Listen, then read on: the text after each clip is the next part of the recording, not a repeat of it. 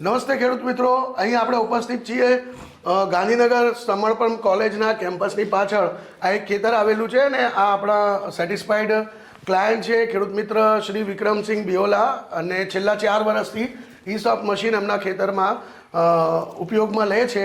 તો આપણે જાણીશું એમના શબ્દોમાં કે એમને આ મશીન લગાવ્યા પછી શું ફાયદો થયો છે. નમસ્તે વિક્રમભાઈ. આ મશીન અમે 4 વર્ષ પહેલાં લગાવ્યું છે. 4 વર્ષથી સતત આ મશીનનો ઉપયોગ અમારા ટ્યુબવેલ ઉપર કરી રહ્યા છીએ. જી, આ મશીન નહોતું લગાવ્યું એ પહેલાં અમારા બોરનું પાણી ખૂબ કડક પડતું હતું. જમીનની અંદર પાણી મૂકીએ એટલે સિઝન પૂરી થાય એટલે આપણને સફેદ ક્ષારી જેમ રણ પ્રદેશમાં લાગે ને દરિયા કિનારે એવું ક્ષારનો આખો પટલ દેખાતો ખેતરની અંદર. ઓકે.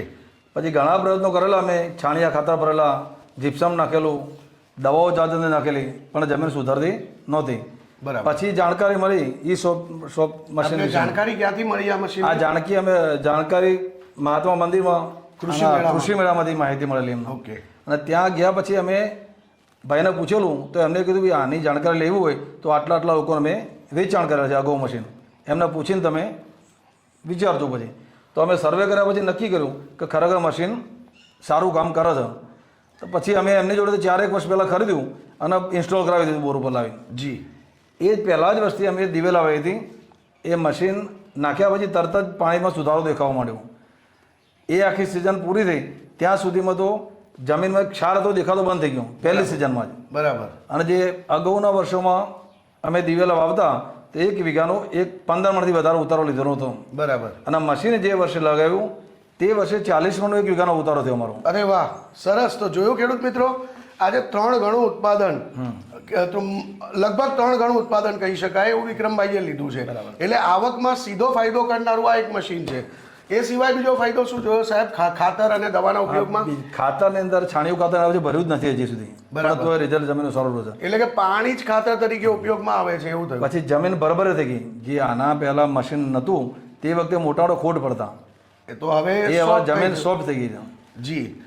એ પહેલાં અમારા જો જમીનમાં પાણી મૂક્યું હોય, મશીન નાખ્યું પહેલાંની વાત કરું તો તે વખતે આજે ઘઉં વાવવા પાણી મૂક્યું હોય તો 25 દાડાથી મહિને પાણીનો વરાપ થતો હતો, ખેતર ખેડવા થતું. બરાબર. હવે મશીન મૂક્યા પછી 10-12 દિવસે થઈ જશે. એટલે જમીનમાં ભરભરા પણ હોય અને જમીન પોચી થઈ એનાથી. તો એનાથી આપણને સીધો બેનિફિટ એ થયો કે પાણી જમીનમાં ઉતરવા માંડ્યું. જે પેલું ખેતરમાં મહિના ભરેલું રહેતું હતું તે હવે જમીન ઉતરવા માંડ્યું. જી. પહેલાં એવું હતું કે પાણી વાળવું અને પાવડો ખબર લઈને જતા હોય તો લપસી ભરી એટલી ચીકાશ હતી ખેતરમાં. બરાબર. હવે અત્યારે દોડ કાઢીને દોડીએ ને તોય કશું થતું પડી નથી જતા. એટલે જમીનનો સુધારો 100% થયો. અમારું એવું એક માનવું છે કે આ મશીન જે ખેડૂત મિત્ર લગાવી રાખે છે લગભગ 3-4 વર્ષ પછી એમના જમીનના તળમાં, એટલે એક મોટી સમસ્યા ભવિષ્ય માટે એ છે કે પાણીનો વ્યય ખેતીમાં જે ઉપયોગમાં આવે છે, પાણી બાષ્પીભવન થાય છે કારણ કે પાણી કડક છે, જમીન કડક છે તો ઉપર રહે છે. તો જમીન જ્યારે પોચી થાય અને જમીનમાં ઉતરે તો ચોમાસાનું પાણી પણ રિચાર્જ થવાની સંભાવના છે.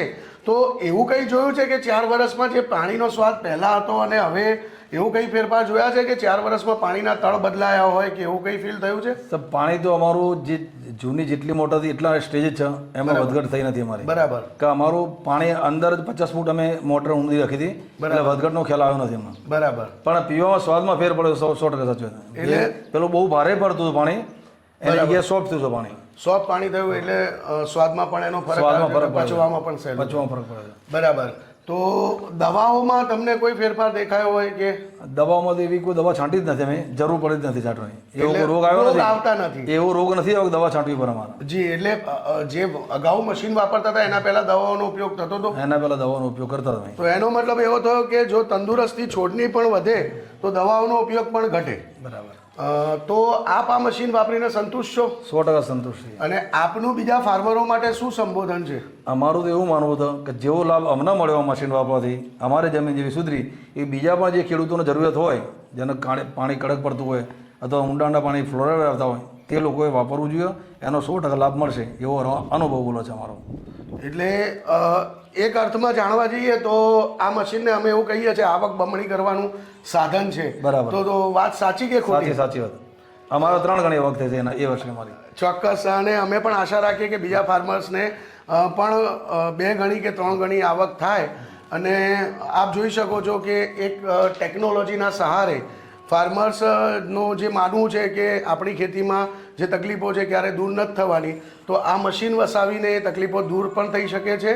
તો ખેડૂત મિત્રો, આજે જ ઈ-સોફ્ટ વસાવો, પાણી બદલો, ખેતી બદલો. ધન્યવાદ. ધન્યવાદ સર. ધન્યવાદ.